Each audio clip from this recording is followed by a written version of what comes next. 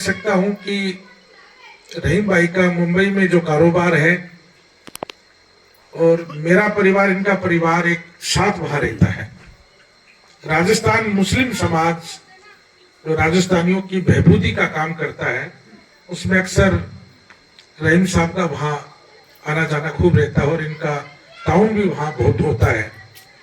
पिछले दिनों में जब मुंबई की यात्रा पे था तो मेरी इनसे चर्चा हुई थी कि राजस्थान मुस्लिम समाज जो है वो माइनॉरिटी के लिए क्या क्या काम कर रहा है, कितनी मेहनत कर रहा है।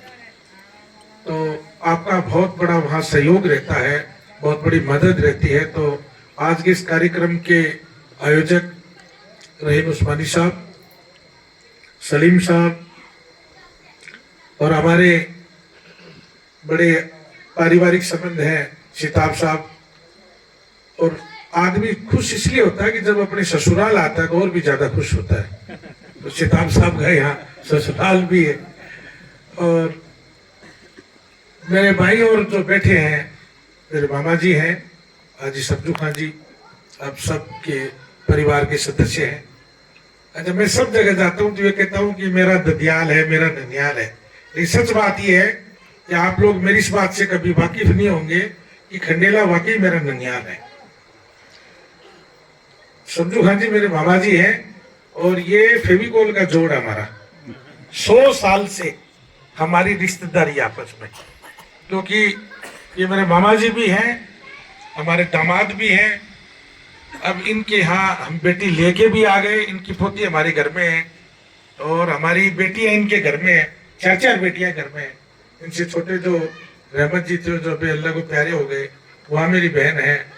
इनके भतीजे असलम साहब को मेरी बहन है और इनकी जो असलम साहब की बेटी है वो मेरे बेटे को है। तो हमारा बड़ा पारिवारिक संबंध है। और खंडेला के तमाम बुजुर्गों, युवा साथियों, तमाम आइमा हजरात, आप सभी का स्वागत, अभिनंदन। राजस्थान मदरसा बोर्ड की जिम्मेदारी मिलने के बाद में अब्दुल सलाम साहब से मेरा अक्सर राब्ता होता रहता था, क्योंकि सीएम हाउस से जब कोई कॉल आता था तो वो कॉल बड़ा वजन वाला होता था और वो उनकी अक्सर आवाज होती थी देवाराम जी की। वो कहते थे यार अब्दुल सलाम को नहीं संभाला तेरे, वहाँ टीचर की रिक्वायरमेंट है, वहाँ फर्नीचर की रिक्वायरमेंट है।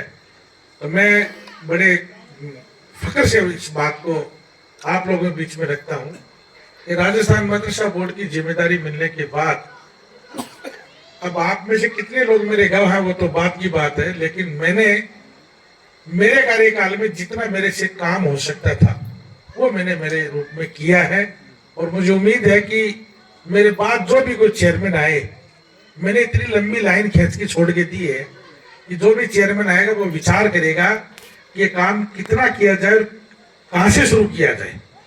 राजस्थान के 3600 मदरसों में बच्चों को ड्रेसेस देना, स्मार्ट क्लास देना, कंप्यूटर्स देना, फर्नीचर देना, मदरसों की बिल्डिंग के लिए 15 लाख और 25 लाख की स्कीम देना, करीब 258 करोड़ रुपए माने अशोक गहलोत जी ने मदरसा बोर्ड में दिए।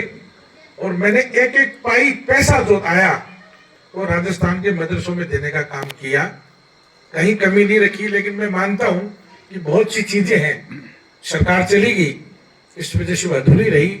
और वर्तमान की सरकार कैसी है वो आपसे कोई छुपी भी नहीं है।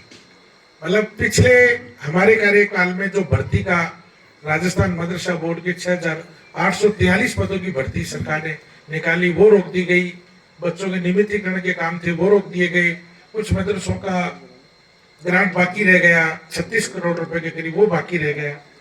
ये सब चीजें सरकार ने जानबूझ के रोक रखी है। आप हालात जानते हो कि मदरसों के नाम से इस तरह का रिएक्शन होना शुरू हो गया कि पता नहीं हम कोई बहुत बड़ा गुनाह कर रहे हैं, जबकि मदरसे का मतलब स्कूल है, तालीम देने का काम है, दीन और दुनिया का संगम है।